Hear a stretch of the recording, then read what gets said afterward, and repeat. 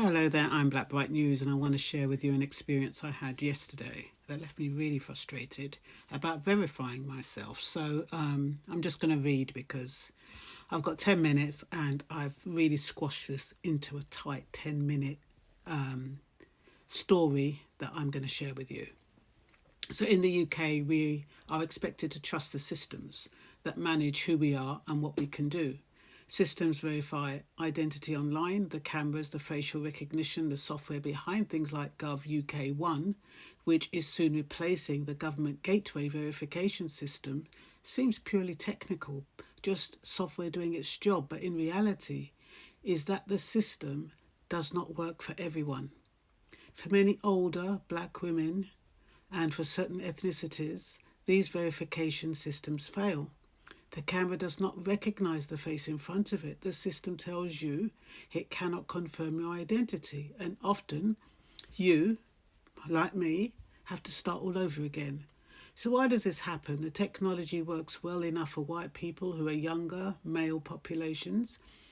That is the profile it was primarily designed for. The experience of other groups, people whose faces fall outside that majority profile, were not built into the blueprint, and that leaves them excluded. This is why some call it bias. It's not about intent, it's about impact. The system systematically alienates a sector of people like me, and that alienation has consequences. It's not random, it's predictable. I recently, a couple of days ago, experienced this firsthand. I tried to verify myself as a company director. I could not do it. The facial recognition camera simply would not recognize me on my phone. And that has real consequences. If you, like me, cannot verify your identity in the preferred format, it could affect your ability to act as director of your own company, to access services in the way others can, to participate fully in economic and civic life. The system is meant to make things easier and faster, but when it excludes you, it becomes a barrier, not a bridge. That is the human cost of bias that many people have studied and documented, but which is often invisible until you're the one being excluded.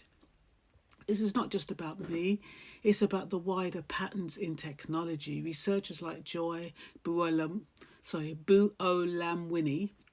Timnit Gebru, the NIST studies, UK and EU regulators have all shown consistently that darker skinned faces, women, and older people are misidentified or rejected at significantly higher rates than lighter skinned younger men, which mirrors centuries old dynamics now automated. Simply put, it means the system works for the majority and the privileged and fails for those already marginalised. Yet the technology keeps being rolled out. Why? Because it is convenient for institutions. It shifts liability away from humans to the system. It reduces staffing costs, it promises efficiency, and for the majority of users, it works well enough that the harm to others is largely invisible to those in power. This is the critical point. When a system works for some and not for others, it is not neutral. It encodes priorities, assumptions, and biases into the software. It decides whose access is seamless and whose experience is difficult, like mine, frustrating, and in some cases, limiting. The harm is structural. It is embedded in the way the system was built and deployed. Calling it bias does not accuse any individual of being racist. It names a predictable, measurable, and repeated disadvantage that certain groups experience because their needs were not accounted for in design. And the consequences are more than inconvenience. When verification systems fail, doors close. Opportunities to run a business, to access services, to participate fully in civic and economic life are harder. The exclusion is immediate, practical, and sometimes costly. That is why it matters to examine and call out this bias, not to blame people individually, but to recognise that technology is not neutral and that what seems like efficiency for some is inequality for others. Yet when affected people call it out, they are told they have a chip on their shoulder, There are other ways to verify apart from facial recognition, but what they don't tell you is that the alternative ways to verify are incidental and often difficult to locate, which makes finding them practically impossible. I found the alternative method by a fluke. I remembered I was verified by Government Gateway, and because Gov UK 1 has not replaced it yet, I decided to use that platform for verification for Companies House. However, Companies House do not use the same verification process. But what I discovered by going to the Government Gateway and re-registering was that my registration had expired and my account deleted. I needed to re-register, which I did. Once verified, I was diverted to Gov UK 1, which is the system I couldn't access before because the facial recognition camera did not recognise my face. And only then was I directed to an alternative route of going personally to the post office to verify my identity. We cannot accept these systems are simply flawed or imperfect. Imperfection is no excuse when harm is predictable and preventable. Regulators and designers and policymakers must recognise that technology has consequences, and who is left out is as important as those who are included. Equity is not a side effect. Accessibility and fairness must be priorities in the design of systems that govern identity, opportunity, and participation.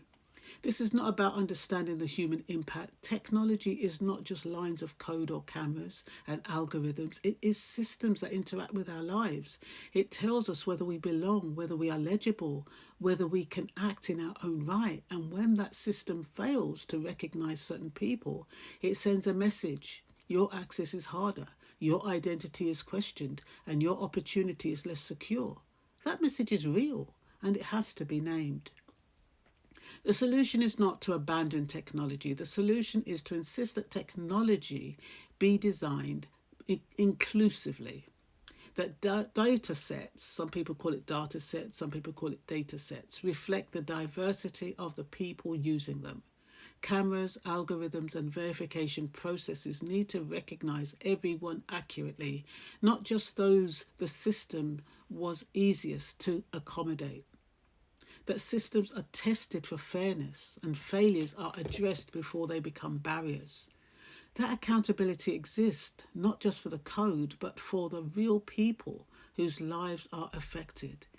It should make participation easier, not gatekeep it. And until it does, we have to speak about it, share experiences, and demand systems that work for everyone, not just the default. The video highlights, my video highlights documented and predictable bias in facial recognition and identity verification systems. The examples and experiences shared reflect structural inequities in technology design and deployment.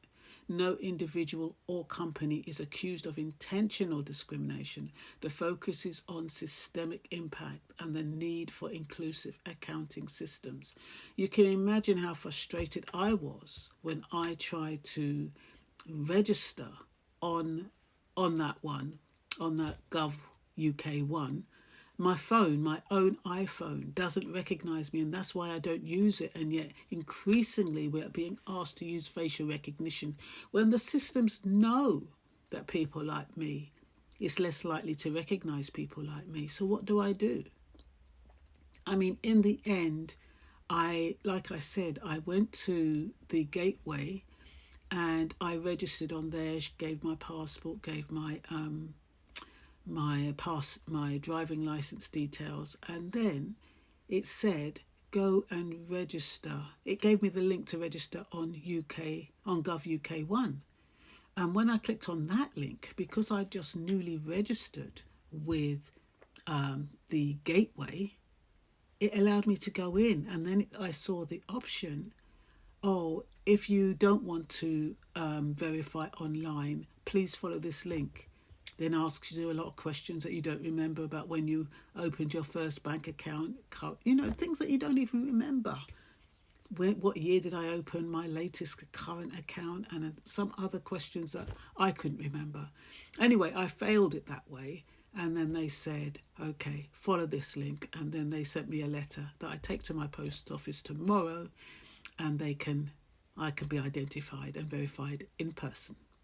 So I hope that makes sense to someone. You take care now. Ciao.